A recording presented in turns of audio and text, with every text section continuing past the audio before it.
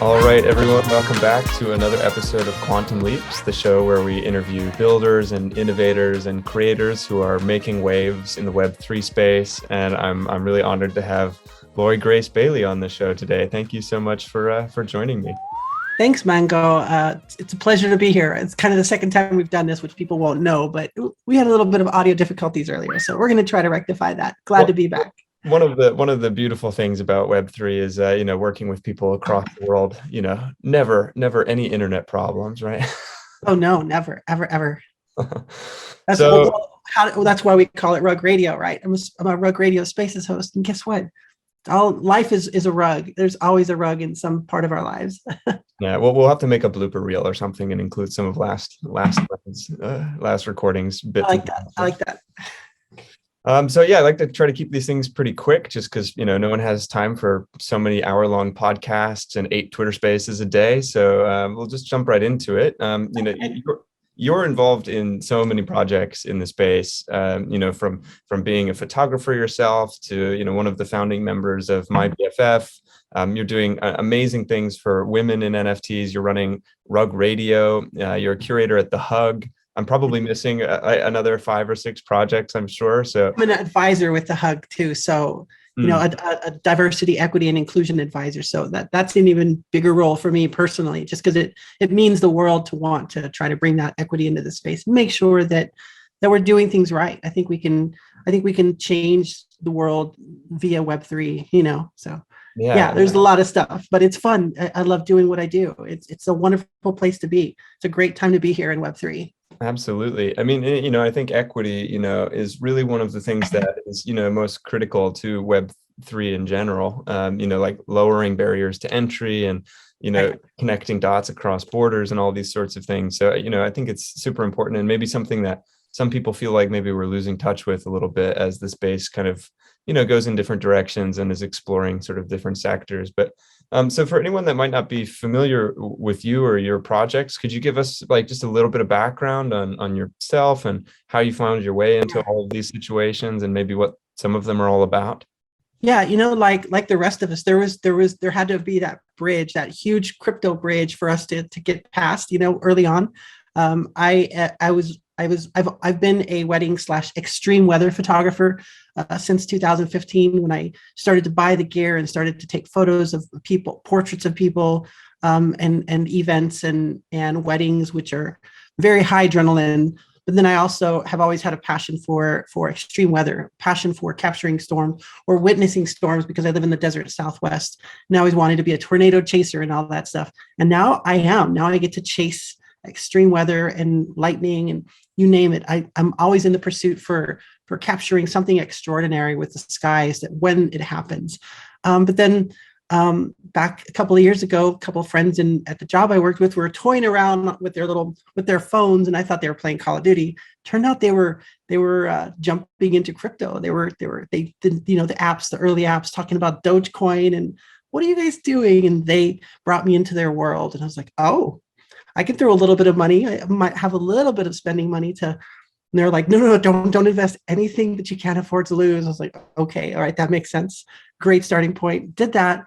So I jumped into crypto a couple of years ago, just a little bit of investment here and there, made a little bit of money off Dogecoin and a couple of those other funky ones. So when my friends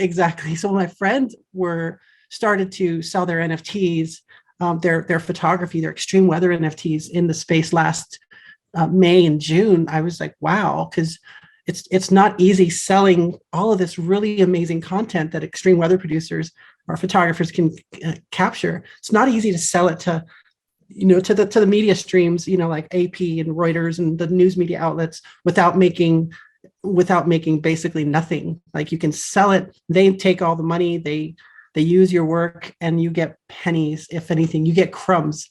And so after making $200-300 for a whole year of trying to do that, I just realized that I'm gonna take a look at what my friends are doing with NFTs. So I finally jumped in the NFT space, found a footing quickly as an NFT photographer that people were willing to pay for what I thought my own work was worth and all of the effort that goes into it. And I found success in the NFT space.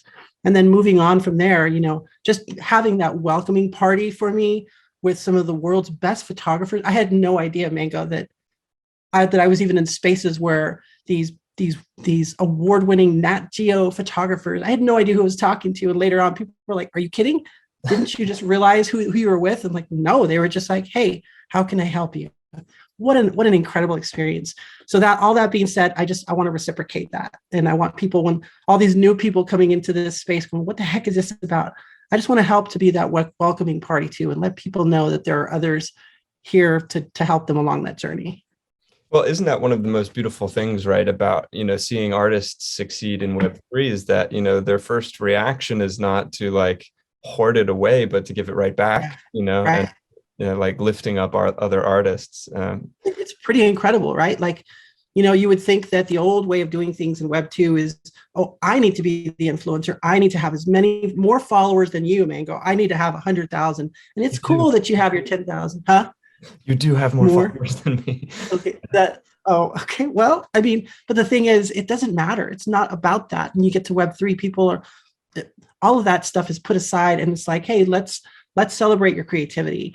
And that was really something that was remarkable. Like, how can you not want to stick around when you finally found a place where you can hang your hat, so to speak? Yeah, it's incredible stuff. So, all of these amazing things that Web3 has to offer, inclusion and helping others and decentralization, greater financial equity, and a lot of the things that you've been doing for inclusion, what are you seeing in the space right now? Be it specific projects or, trends that are inspiring you the most right now?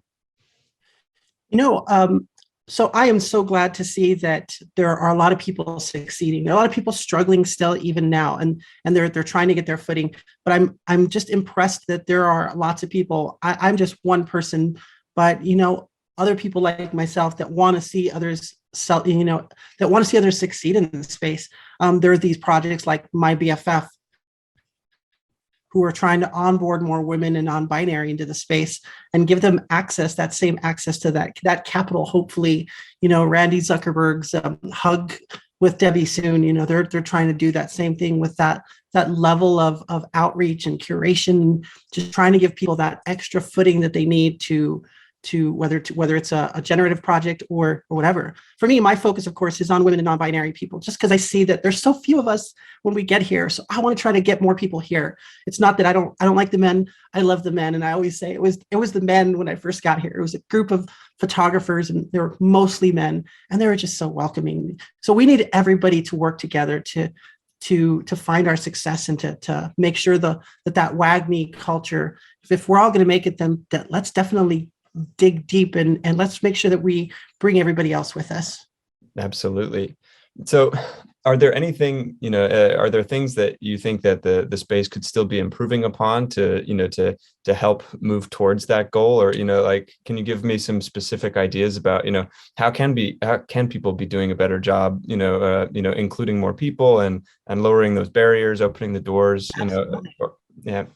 Yeah, I would just encourage everybody, every single one of us, to be considerate when other people come in, and to be willing to offer that same space, to provide space for people who are new, and not shut the door, or not mock people, or just be inclusive. To be inclusive is much more than slapping that word, right? Hey, look at our project. We're diverse. We really value diversity and inclusion, and they just slap a label on it and then call it good, instead of really being intentional. When you're in Twitter spaces and you see that it's a panel of 12 just men, and you see other women in the space, maybe just be more inviting, maybe welcome and try to hold space for more people, more diverse people, and maybe people of color. Let's not forget anybody in that space. So just be intentional when you're around. And if you see that things are just kind of unbalanced, don't be afraid to just say, hey, we want to just welcome everybody.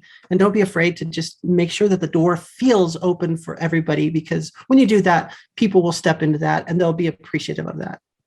Yeah, that's amazing. And I think exactly right, and I think maybe I'm wrong, but it seems like the space is changing in that direction, that the door is opening wider, and that more people are coming in, and that we're seeing more diversity. Would you agree?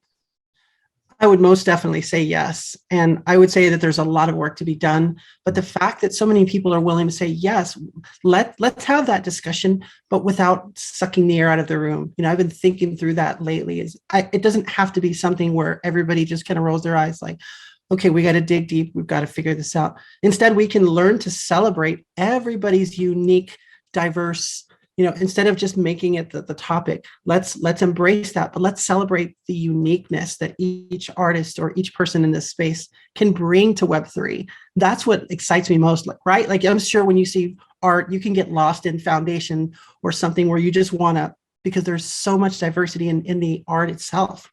It's a pretty cool place to be in. Wouldn't you agree? Absolutely. Yeah, absolutely. So where on a big picture level, where do you see Web3 going in like the next 6 months, 12 months or 2 years even, and more importantly, like what would you say would be the distinguishable features or the thing that we're talking most about, down the road? What will be the cultural zeitgeist? Will it, at the moment, it seems like utility is sort of the word on everyone's mind, decentralization, the financial equity, these sorts of things. But what do you think will be sort of like the central cultural focus as we continue to develop? So I think from those looking on the outside in, they're going to see decentralization. They're going to look at DeFi. They're going to look at utility and these things that are being spoken about. But I think that the secret sauce that's going to hold all of this together is connectedness. The most important thing, we just came through a pandemic. Everybody was you in your box, you in your box, you stay in your box, everybody stay in your box. And then hopefully not too many people will die. But the thing is, we're trying to reemerge.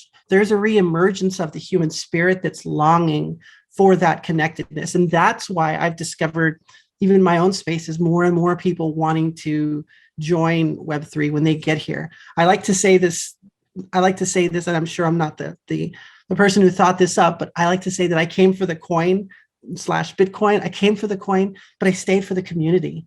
And it's really amazing. And I am finding success, with my NFTs and my projects, because I'm still an NFT artist first. People think, oh, you're doing all of this. And I'm kind of like, but don't forget, I still love to chase storms. I still need to get that bread too. I want to be able to be a successful NFT artist. But at the same time, we can continue to build out the connections, these important connections that I really think, I almost see people as nodes, if that makes sense. I don't know, I just see so many people making these beautiful neural connections that the brainchild of Web3 isn't the utility. It's not all this stuff, but it's those people behind it that actually care about wanting to see each other and themselves find that generational wealth, right? Find the success that they need so that they hopefully can also put food on the table one day and make sure that they're making it also. But at the same time, with that connectedness, we can also make sure that people around the world are also making it in the space. Amazing. So one final question for you, and this one might be a little tricky, but are there any moments that you can recall, like specific moments of having like, just being particularly inspired by a connection or a success story of another artist or someone being empowered or, some sort of, tying into gratitude, like any particular like highlight from your time in Web3 that you could identify? Mango, doing what I do, and people tell me all the time, Lori, I see you everywhere. You're literally everywhere in the space. And I'm like, I know you must get tired of me. I'm sorry about it. They're like, no, that's a good thing. But I just want, the answer to that is I see that each and every day. I want people to know that these success stories and it's not necessarily, success isn't defined necessarily by just money, right? It's not just about money, but I see people succeeding. I see people like my own self, but last December, where I finally had a true breakthrough. Struggling as an artist is difficult, but I finally had that breakthrough, that mental breakthrough, where I realized that I was much more capable of so many things. Like instead of shooting for 35,000 feet, I didn't realize that I have a rocket ship that can get me into the above and break gravity and get into space. You know what I mean? And I see that happening each and every day in my rug radio spaces. we hear people each and every day share these stories about how they had a breakthrough. And whether it's, oh my goodness, all of a sudden, I was finally featured because of my art and my persistence and gratitude. I was finally featured on OpenSea and all of my collection sold out, or to see that kind of thing happening, constant moving forward, and people doubling down on themselves, people finally realizing the special uniqueness that they can contribute to the world. You know, the Walt Whitman, the way the Walt Whitman poet Leaves of Grass goes is that, you know, that life exists in identity, and that oh, now I'm going to mess this up because now you got me on the spot, but that you may contribute a verse is the word, the final words, you know, that we have the opportunity to contribute a verse. We can either throw it away or we can seize that moment and we can take advantage of that.